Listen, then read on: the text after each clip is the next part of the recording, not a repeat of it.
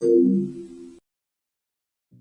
is a certain point of time in the gaming industry when there is an abundance of games ranging from many genres. Whether it be AAA, medium scale, or small scale, you always had something of quality to choose from, no matter what you were into. It was almost like walking into an arcade and having various machines at your disposal, with the game store or online marketplace being the arcade and the machines being the games themselves. I think it's fair and fairly obvious to say that the industry is at its best when you have a plethora of games of all shapes and sizes to choose from. It's also at its best when you have a bunch of companies going at each other's necks, trying to sell and market their consoles, but that's a whole other can of worms. The landscape over the last 10 years has changed though. Major developers and publishers have shifted most of their attention to AAA, leaving behind a noticeable void in the industry. You know the whole deal about them, right? AAA games take longer to make, and a lot of them have movie-like budgets. Immense time and resources are being drained to almost solely focus on them. There's a reason why this current generation has felt emptier compared to previous ones. It's not all bad though. You may know where this is going. Remember earlier when I mentioned the industry's change of direction in the last 10 years, and that void that was made?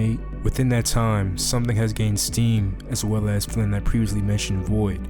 That something is obvious: indie games. Ever since the early 2010s, small independent developers have been slowly taking the industry by storm, while simultaneously providing gamers diverse, fulfilling quality experiences for low prices. It's shifted the landscape so much to the point where nowadays we're getting indie games that rival games made by larger studios, and the amount of games of various genres to choose from is reminiscent of the past era I spoke of earlier. Some of the best and most memorable games I played over the last few years have been indie games.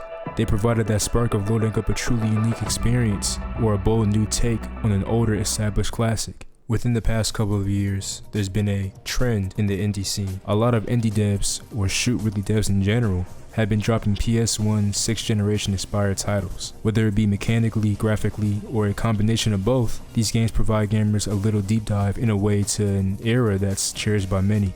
One that you wouldn't be able to experience unless you boot up some games on retro hardware or an emulator. One such game that I discovered very recently goes by the name Birdcage, a top-down bullet hell shooter that looks something straight out of the 6th generation. I learned about this game while randomly scrolling down my Google feed. If you have an Android, you may know what I'm talking about.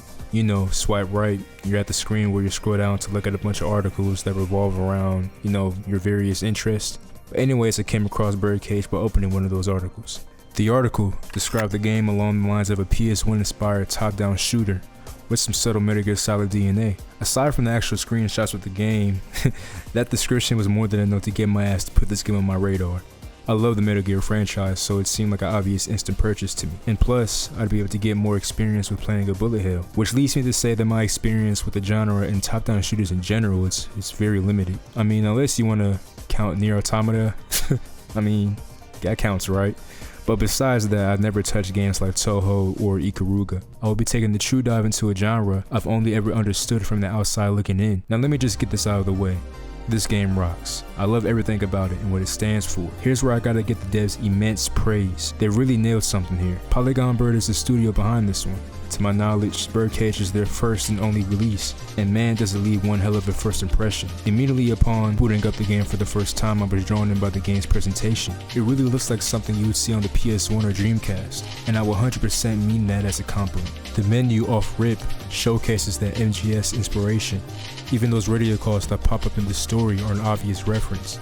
The overall vibe had this dystopian, dark future vibe that you feel in something like Ghost in the Shell, for example. I can tell everything down to the pre-rendered looking FMV and polygonal backgrounds of the stages to even the sprite work was carefully designed to portray those vibes. The story is pretty neat as well, short but sweet, and offers the players something pretty interesting to enjoy with respectable depth. If you like sci-fi stories, I feel like you'd appreciate it. Once again, it's a short story considering the nature of the actual game itself, but it's still pretty interesting regardless. There's even the database where you can unlock and access in-game lore. Alright, now let's talk about that gameplay. If you played any other top-down bullet hell shooter, then you feel right at home. It's fast, exhilarating, and I think it should provide veterans of the genre ample challenge. The story mode of the game offers 6 stages. Each of these 6 stages have their own bosses as you take control of 1 or 2 pilots while progressing through the game's narrative. Both of the ships bring their own stuff to the table. In the majority of the story, you take control of the ship known as the Halcyon, while the other ship, Sakes, if I'm pronouncing that right, is only used for 1 stage. Both ships are equipped with a focus shot and a wide shot, as well as their own signature weapon. The Halcyon has the sword, which can be used for offensive and defensive purposes, and while the Saix moves slower than the Halcyon and has less coverage with its wide shot, it makes up for it with its homing missiles. Outside of the story mode, you can freely choose between the two ships in the arcade and score attack modes. Arcade mode is all about getting the highest score possible. Typical arcade stuff. Score attack requires the player to destroy all the enemies as fast as possible within the time limit. The game also has a training mode to help you grasp the game's mechanics. That aside, the story, arcade, and score attack modes all have multiple difficulties to choose from: easy, normal, and hard. When I first started up the story, I chose normal thinking I would have a fairly easy time getting through the first stage, but nope. My ass was getting fried. I couldn't even make it out the first stage.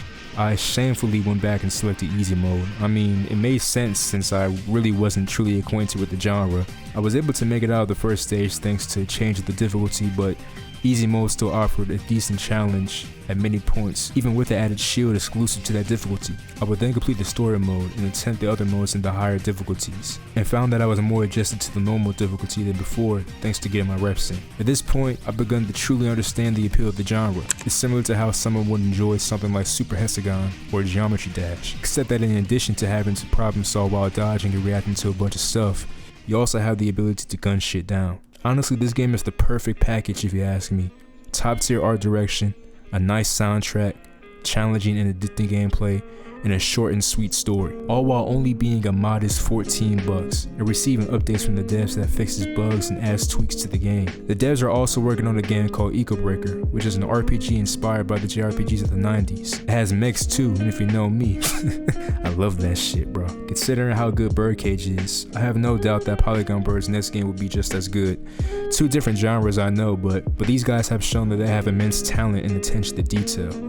I highly recommend Birdcage if you're looking for something fun and challenging to play in your free time, or if you love bullet hells and shooters. That's it for this one, guys. Just wanted to highlight a game that I thoroughly enjoyed. If you like what you saw here, feel free to check out some other content. You know, I have some anime stuff and video game related stuff as well. But yeah, that's it. Stay safe and stay blessed out there. Peace.